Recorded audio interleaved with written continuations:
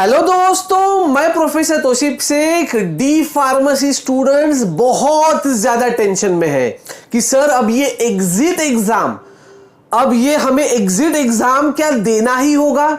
हमें एक register pharmacist बनने के लिए क्या अब 2022 से एग्जिट एग्जाम देना कंपलसरी होने वाला है। तो दोस्तों, इन सारे सवालों के जवाब आपको इस वीडियो के अंदर मिलेंगे, तो इस वीडियो को अंत तक जरूर देखना, क्योंकि फार्मेसी काउंसिल ऑफ इंडिया का क्या कहना है एग्जिट एग्जाम के बारे में, साथ ही साथ एग्जाम ये कब होगा, उसका पेपर पैटर्न क्या हो सकता है, नंबर ऑफ अटेम्प्ट्स कितने हो सकते हैं, ये सारी जानकारी आपको इस वीडियो के अंदर मिलेगी। तो दोस्तों, इस वीडियो को अंत तक जरूर देखना। और दोस्तों, एग्जाम से रिलेटेड सारी जानकारी पाने के लिए आने वाले वक्त में चैनल को सब्सक्राइब करके बेल आइकॉन जरूर दबाना, क्योंकि हर एक जानकारी इस चैनल पे आपको मिलती रहेगी। तो दोस्तों, चलिए शुरू करते हैं, सीधी बात, नो बकवास।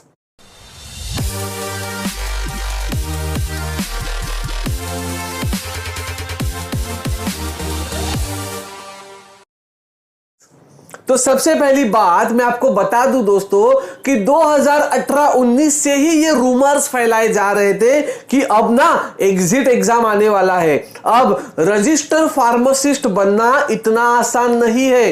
तो दोस्तों, फाइनली वो घड़ी आ चुकी है। 2022 में pharmacy council of India PCI इन्होंने खुद अनाउंस कर दिया है कि एग्जिट एग्जाम ये हम लोग नवंबर 2022 में ले सकते हैं।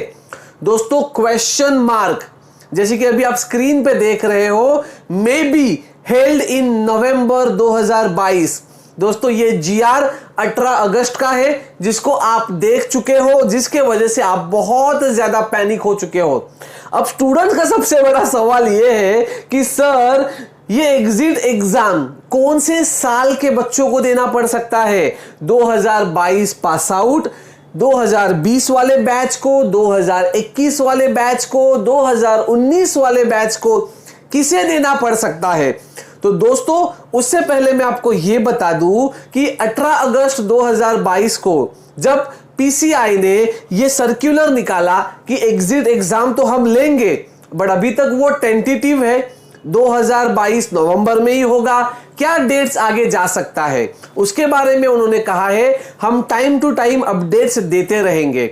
बट उनका जो गैजेट कॉपी है, जिसको देखने के बाद और जितने भी मेरे फार्मासिस्ट टीचर्स हैं उनसे बात करके मुझे यह पता चला है कि एग्जिट एग्जाम ये आपको कब देना है। सबसे पहली बात आपको पता है कि जब आप लोग 2 साल का डिप्लोमा मतलब डी फार्मेसी कंप्लीट करते हो, उसके बाद आपको 3 महीने का एक इंटर्नशिप करना होता है किसी भी मेडिकल शॉप में जाकर। और दोस्तों, उन दोनों को मतलब 2 साल का डी फार्मेसी, 3 महीने का कोर्स, इसके बाद ही आप रजिस्टर फार्मासिस्ट करके अप्लाई कर सकते थे। फॉर एग्जाम्पल, अगर आप महाराष्ट्र के हो तो आप अप्लाई करते थे MSPC में, जैसे कि महाराष्ट्र स्टेट फार्मेसी काउंसिल में।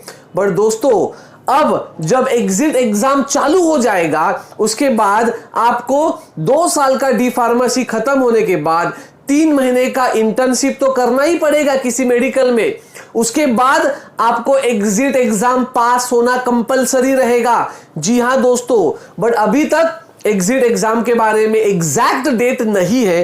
तो जो बच्चे पास आउट हो चुके हैं या जो बच्चों ने पास आउट होने के बाद 3 महीने का इंटर्नशिप किया है, वो लोग आज के तारीख में रजिस्टर फार्मासिस्ट करके सर्टिफिकेट पा सकते हैं। दोस्तों, ये मैं नहीं कह रहा, ये खुद फार्मेसी काउंसिल ऑफ इंडिया ने मार्च में ही कहा था। तो दोस्तों, एग्जिट एग्जाम के बारे में जो तर्क आ रहे हैं कि अब होगा तब होगा, इवन फार्मेसी काउंसिल भी कंफर्म नहीं है कि क्या हम लोग वो नवंबर में ले पाएंगे या नहीं। बट दोस्तों, अगर आपका फार्मेसी कंप्लीट हो चुका है और अगर आपने 3 महीने का ट्रेनिंग कर लिए हैं, तो आप अप्लाई कर सकते हो जहां पर भी आप हो, महाराष्ट्र के बाहर, ऑल ओवर इंडिया।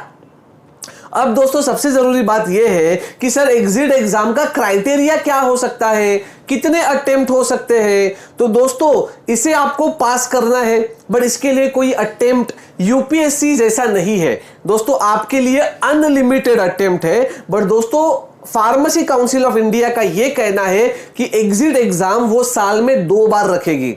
जैसे सेमिस्टर पैटर्न होता है, नवंबर जून, सेम पैटर्न पे आपका एग्जिट एग्जाम हो सकता है। दोस्तों इसके अंदर उनका यह कहना है कि टोटल 3 पेपर्स हो सकते हैं। अब उसके हिसाब से वो अपने अपने लेवल पे मॉडिफिकेशन भी कर सकते हैं, बट 3 पेपर जो 3 घंटे के हो सकते हैं, उसमें आपको मिनिमम 50% से ज्यादा पासिंग मार्क्स लाने होंगे। और दोस्तों सबसे जरूरी बात यह है कि सर पेपर रिटर्न होगा क्या। तो दोस्तों अभी तक की जानकारी के हिसाब से पेपर ये मल्टीपल चॉइस क्वेश्चन द्वारा हो सकता है। अब दोस्तों जैसे ही कुछ जानकारी आ जाएगी वो मैं मेरे कम्युनिटी टैब पे भी पोस्ट करूंगा। आपको करना कुछ नहीं है, बस उस बेल आइकॉन को दबा दीजिए, जिससे आपको हर एक जानकारी सब्सक्राइब करने के बाद आसानी से मिल सकती है। दोस्तों डरो मत, आपको बस अपनी पढ़ाई को थोड़ा इंप्रूव करना होगा, क्योंकि इनका मेन ऑब्जेक्टिव ही यह है कि जो फार्मेसी, जिनको हम लोग रजिस्टर फार्मासिस्ट कहेंगे, वो अब क्वालिटी के हो। तो दोस्तों इसके लिए एग्जिट एग्जाम का पैटर्न सामने लेकर आए हैं। अब दोस्तों धीरे धीरे इसमें जो भी अपडेट्स आएंगे वो सारे अपडेट्स मैं आपको बताते रहूंगा।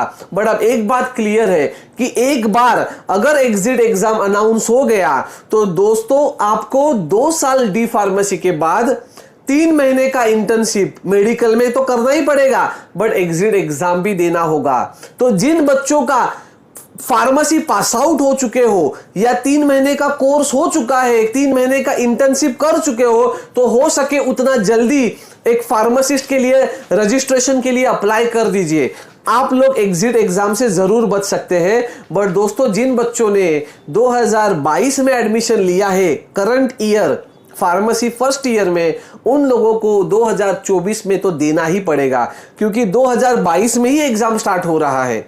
अब जिन बच्चों ने लास्ट ईयर एडमिशन लिया है उन बच्चों का अगर पास आउट आप हो चुके हो और अगर आपने 3 महीने का ट्रेनिंग कर लिया है तो दोस्तों आप अप्लाई कीजिए। बट अगर आप पास आउट नहीं हो चुके हो और अगर नवंबर में एग्जाम लगता है तो भाई साहब आपको भी एग्जिट एग्जाम देना पड़ सकता है।